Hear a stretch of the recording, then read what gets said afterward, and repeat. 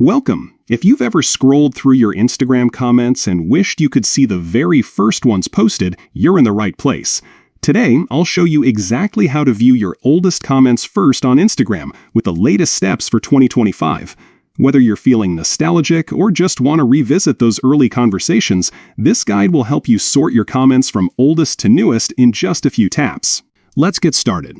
First, open the Instagram app on your device. Make sure you're logged into your account. Once you're in, head over to your profile by tapping your profile picture in the bottom right corner of the screen.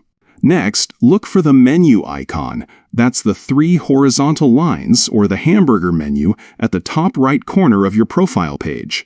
Tap on it to open up a list of options. From here, select Your Activity.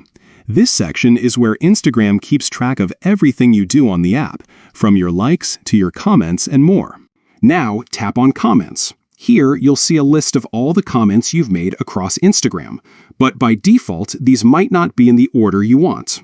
To change that, look for the Sort and Filter option at the top of the Comments page.